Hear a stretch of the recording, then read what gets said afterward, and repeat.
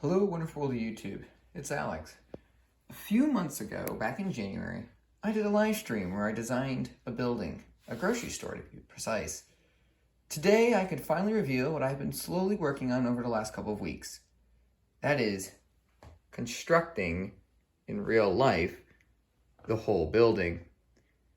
As you can see in the first reveal, there has been some design changes since I designed that building. Most notably, down here, we have some plants now, and the windows are now blue. Also, the arches are different shape with some shields to help add a little bit more of a pizzazz to it. And there's also a newspaper box now with a very similar design to the one featured in the detective's office.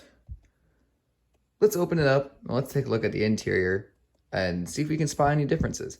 The first floor here is the grocery store, along with the stairwell over here to the top floor, or upper floors. Inside here, we have some grocery shelves with just some random red, blue, and green bricks representing different products. There's also a clock above the door, which matches all the other ones in my city at 3 minutes till 3. Over here, we have a little dairy cooler with 6 different jugs of milk in there.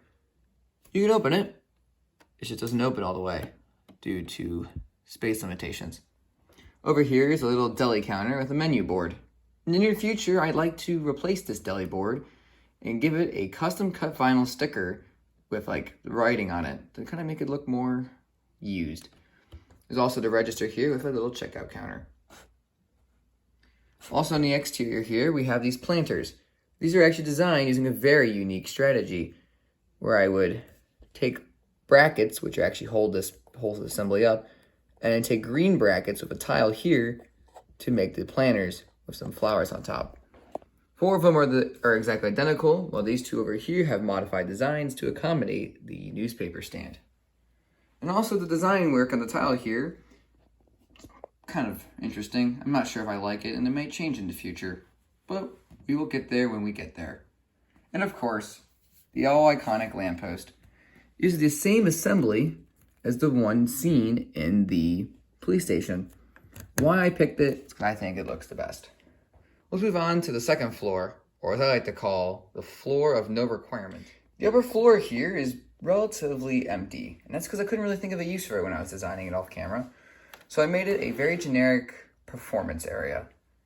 Inspiration comes from the boutique hotel, where there is a little sign in one of the printed pieces that say, Andy performing his saxophone at the music hall or something like that. I don't remember the whole specifics, but I did evidently make this area inspired from it. If you actually look over here, you can see the support member for the stairs, which are very sturdy for custom design. And then the windows design. This took a lot of work, if you guys remember. And if you also remember, these ingot pieces weren't here initially. I added them to give it a more smoothed out and fleshed out look. The windows were changed to blue to add a little more pop of color to the building.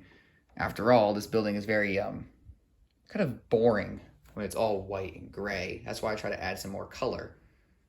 So now let's move on to the upper floor, or the floor that I had the most fun designing. The upper floor here is an apartment.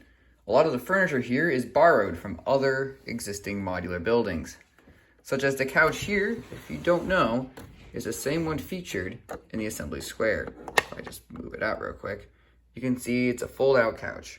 You may be wondering why I put one in. It's because I decided that if a guest or a minifigure who lived here wanted to have a guest, they should be able to.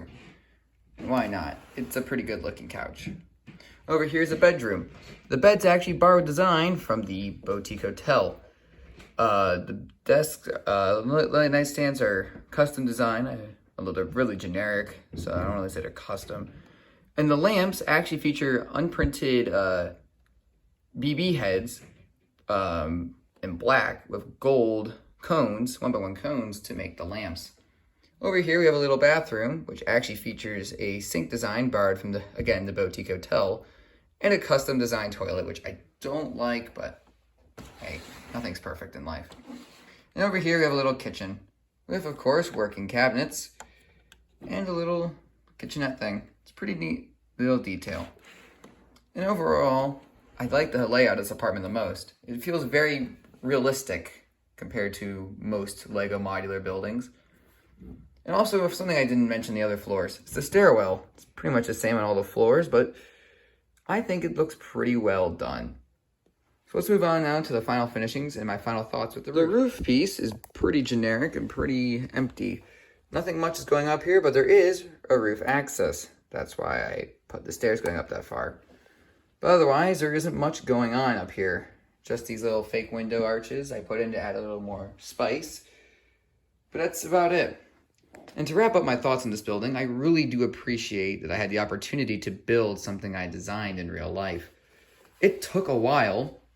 After all, I spent about 3 hours designing the building, and then it took about another hour doing the interior work, and then about 4 hours doing the instructions, and then 6 hours to actually build the whole thing. And that was the fun part, was building it, because I really didn't know if I had all the pieces.